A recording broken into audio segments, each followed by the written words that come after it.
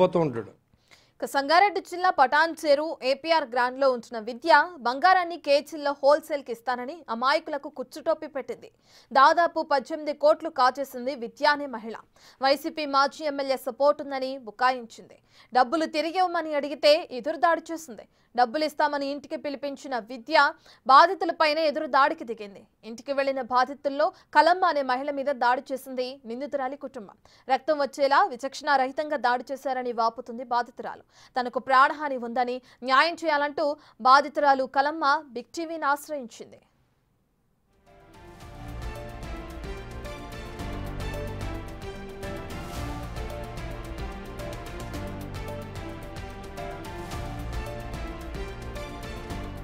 విద్యా చేతిలో మోసపోయినట్లు మొత్తం 10 మంది మహిళలు పటాన్ చెరు పిఎస్లో ఫిర్యాదు చేశారని అన్నారు సిఐ వినాయక్ రెడ్డి. అందరూ కలిసి సుమారు 18 కోట్ల రూపాయల వరకు విద్యకు ఇచ్చినట్లు తెలిపారు. డబ్బు తిరిగి ఇస్తానని చెప్పి ఇంటికి పిలిచి వారిపై విద్యా భౌతిక దాడి చేసినట్లు బాధితులు తమ ఫిర్యాదులో పేర్కొన్నారు. నిందితురాలు విద్యపైన గతంలో ఎన్నో కేసులున్నప్పటికీ పటాన్ చెరులో ఇదే మొదటి కేసు అన్నారు. ప్రస్తుతం విద్య పరారీలో ఉందని, ఆమె ఆచూకీ ఇంకా దొరకలేదన్నారు సిఐ వినాయక్ రెడ్డి.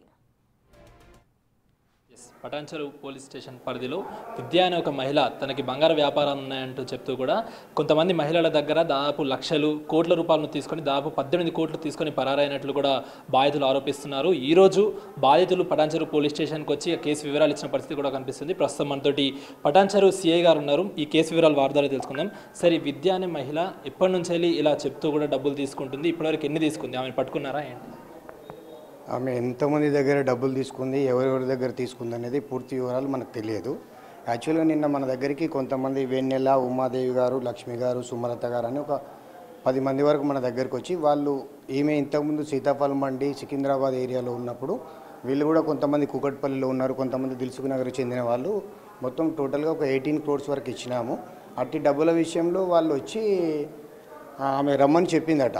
ఆ డబ్బుల విషయంలో నేను మాట్లాడతా అని చెప్పి రమ్మని చెప్తే వీళ్ళు వాళ్ళ ఇంటికి వెళ్ళటం జరిగింది. వెళ్ళిన క్రమంలో అక్కడ వాళ్ళు డబ్బుల గురించి మాట్లాడకుండా భౌతికంగా వీళ్ళ మీద దాడి చేసి గాయపరిచారని చెప్పి మన దగ్గరకు వచ్చారు. అట్టి విషయంలో మనం కేసు నమోదు చేసినాం.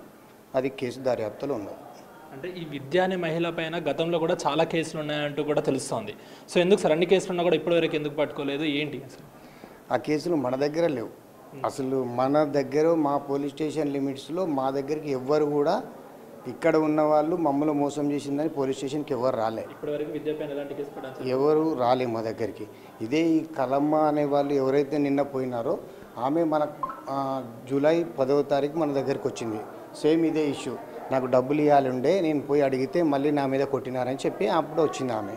అప్పుడు కూడా ఆమె మీద ఎఫ్ఐఆర్ చేయడం జరిగింది. అప్పటి నుంచి కూడా వాళ్ళు ఏముండే, అంతకుముందు ఒక సింపోని అనే విల్లాస్లో ఉండే, ఆ విల్లా చేంజ్ చేసిపోయినారు. వాళ్ళ అడ్రస్ మనం ట్రేస్ అవుట్ చేస్తున్నాం. ఒక ఆమె దొరికింది, వాళ్ళకి నోటీస్ ఇచ్చినాం, మిగతా గురించి చూస్తున్నాం. కానీ మళ్ళీ వీళ్ళు నిన్న వస్తేనే మనకు తెలిసింది ఏంటి అంటే ఏపీఆర్ గాండ్రియా విల్లాస్లో ఉంటున్నారు. అంటే ఉదయం కలమ్మ అనే బాధితురాలు బిగ్ టీవీతో మాట్లాడుతూ సిఐ అండదండాలు కూడా ఉన్నాయి విద్యకు అంటూ చెప్తుంది. సార్, దానికి మీరు ఏమంటారు?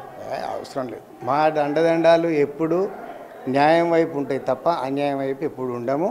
మేము ఆమెకు మా నుంచి ఎటువంటి సపోర్ట్ కూడా ఆమెకు ఉండదు. తప్పకుండా వీళ్ళు ఇచ్చిన ఫిర్యాదుపై కేసు చేసినాం, నిన్ననే ఎఫ్ఐఆర్ చేసినాం. అది కేసు ఇన్వెస్టిగేషన్లో ఉంది. ఓకే, అంటే తను ఎక్స్ఎమ్మెల్యేలు కూడా నాకు తెలుసు అంటూ కూడా చెప్తున్నారు. ఎంతవరకు నిజం సార్? తెలియదు, నాకు ఆ విషయంలో తెలియదు. ఓకే, సో ప్రస్తుతానికి విద్య ఎక్కడ ఉంది? పట్టుకున్నారా? ఇంకా పట్టుకోలేదు. వాళ్ళ ఇంటి దగ్గర కూడా పంపించినాం, నేను కూడా వెళ్ళటం జరిగింది. ప్రస్తుతానికైతే ఆమె ఆచూకీ లేదు, మొబైల్ స్విచ్ ఆఫ్ వస్తుంది.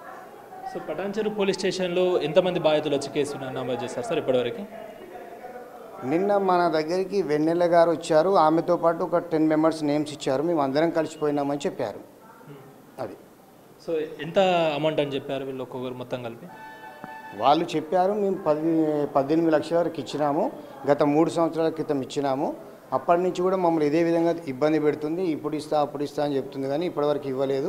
ఒక ఉమాదేవి గారు మాత్రం వాళ్ళు కూకట్పల్లిలో కూడా కేసు పెట్టినాం, మాకు ఒక 4 లక్షలు ఇప్పించినారు, మిగతా ఇవ్వలేదని నాకు చెప్పడం జరిగింది. అంటే ఈ కలమ్మ అనే బాధితురాల్ని నైట్ విచక్షణ రహితంగా రక్తాలు వచ్చేటట్టు కూడా కొట్టారంట. మీరు అది ఇన్వెస్టిగేట్ చేశారా? వెళ్ళారా స్పాట్కి? వెళ్ళాం. ఓకే, ఏం జరిగింది అక్కడ? నిన్న కూడా మా వాళ్ళు వెళ్ళినారు, ఈరోజు కూడా వెళ్ళటం జరిగింది. ఇక్కడ ఎవరు లేరా? లేరు. అంటే వారి వివరాలు ఏమైనా ఉన్నాయా సార్? కొట్టిన వాళ్ళే అక్కడ వీళ్ళు ఇచ్చినారు కదా, మొత్తం 9 మంది పేర్ల మీద మనకు కేసు పెట్టారు. 9 మంది మీద ఎఫ్ఐఆర్ చేశాం. అంటే మీరు వెళ్ళే టైంకి అక్కడ ఎవరు లేరు? ఎవరు లేరు. ఓకే. అక్కడ ప్రెసిడెంట్ ఉన్నాడు, అతనితో కూడా మాట్లాడడం జరిగింది. ఏదైనా వస్తే కూడా మనకు సమాచారం ఇవ్వమని చెప్పినా మేము ఆ ఇన్వెస్టిగేషన్ మా ఉన్నతాధికారుల ఆదేశాల మేరకు మా ఇన్వెస్టిగేషన్ మేము చేస్తాం. సో విచక్షణ రహితంగా ఇలా కొడుతూ అంటే డబ్బులు అడిగితే రివర్స్లో కొడుతూ కూడా బెదిరిస్తూ నాకు వాళ్ళు తెలుసు వీళ్ళు తెలుసు అని చెప్తున్న విద్యని కూడా వీలైనంత తొందరగా పట్టుకుంటామని ఖచ్చితంగా వీళ్ళకి న్యాయం చేకూరుస్తామంటూ కూడా పటాన్చెరు సీఐ గారు చెప్తున్న పరిస్థితి కనిపిస్తూ ఉంది. వీడియో జర్నలిస్ట్ లక్ష్మీకాంత్తో అక్రమ్ బిగ్ టీవీ.